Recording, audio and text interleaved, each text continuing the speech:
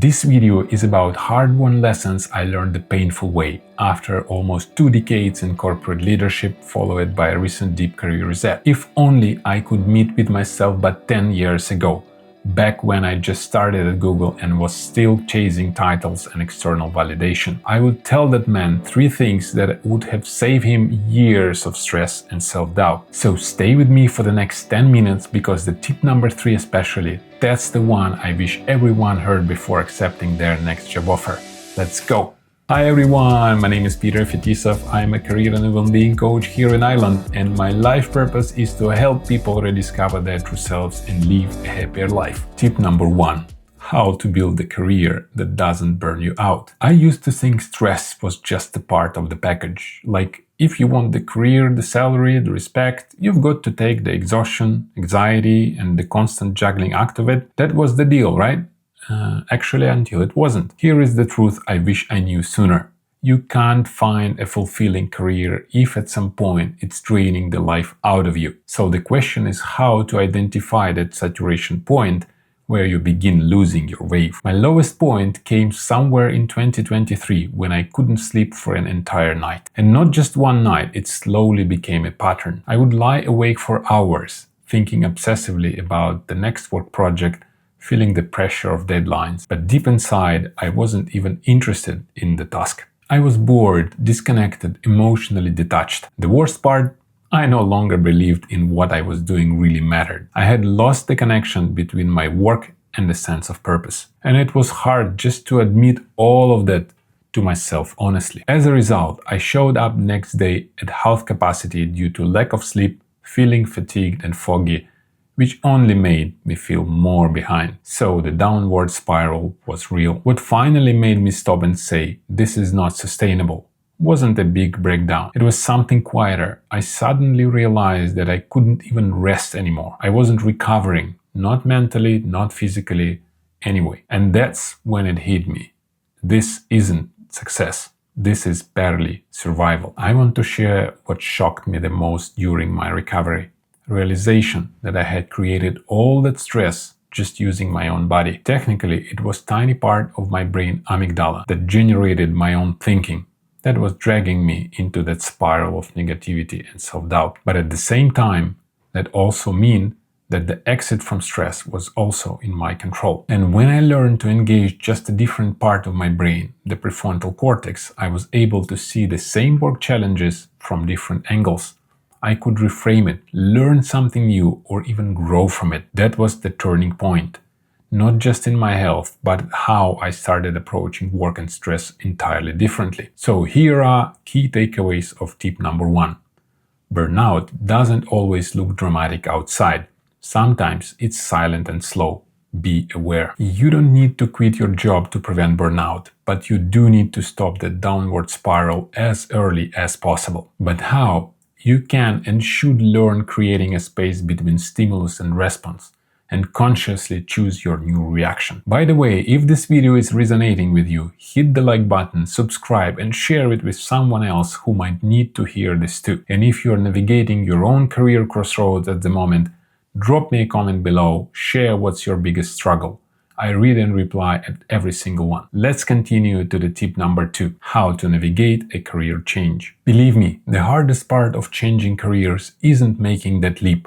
It's that thinking about it for years while doing nothing. I know because I was there. In my case, the first red flag wasn't dramatic. It was just internal. I started seeing more and more risks than opportunities in everything at work. I stopped feeling excited by new projects.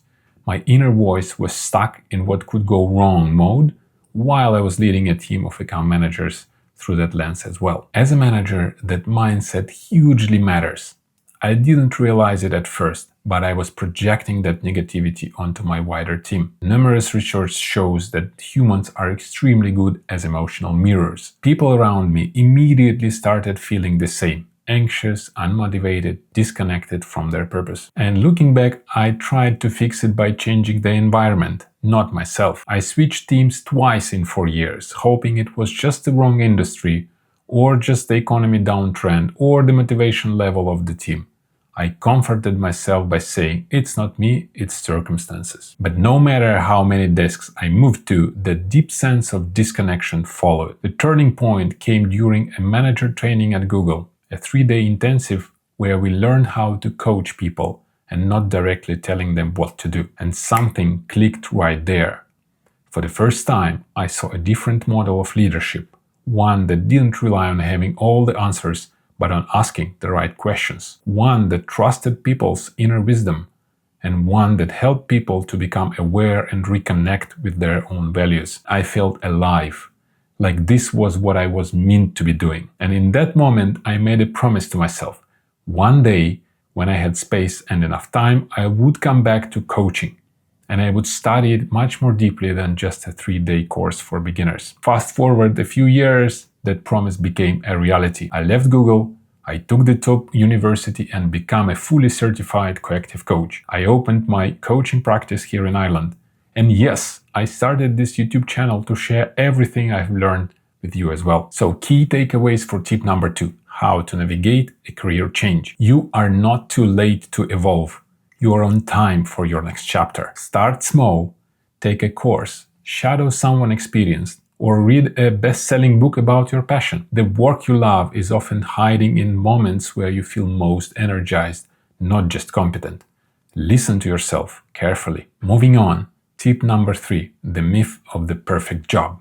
There is a lie that most of us, especially high achievers, buy into. The idea that once we land that perfect job, that next big title, we'll finally feel fulfilled, confident, and in control. I believed it too. After a decade as a top-performing individual contributor in digital sales, I finally transitioned into what I thought was my dream role, a people manager position in the big tech company. I imagined myself leading the team, sharing the knowledge I've gathered over 15 years in sales, helping others to grow into their potential. That was my dream, to empower, to inspire, and to lead. But the reality, it was completely different. Instead of feeling fulfilled, I found myself constantly on edge. My brain, especially in those first months, was scanning for threats everywhere.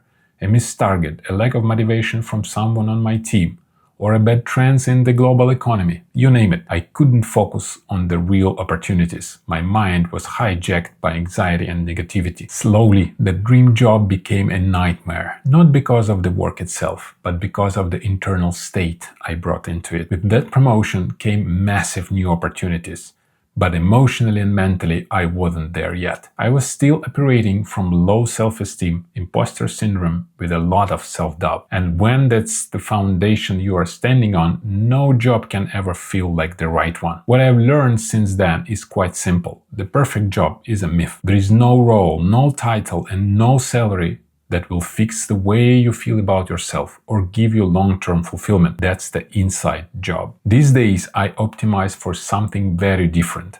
I invest my time and energy every day into developing my brain's positive intelligence. I practice mindfulness and mental fitness. I work on quieting my inner saboteurs and strengthening the voice of calm, curiosity, and creativity. Because I have learned if you want significant external changes, you have to start with deep internal work. To be able to help others, I have to keep expanding my abilities first. So here are some key takeaways for tip number 3. No job is perfect. Every role has trade-offs and they could change over time. What does make job fulfilling? Alignment with your values and psychological safety. Shift the question from what job is best for me to what's the life I want my next job to support. So if you are still with me, let me leave you with this.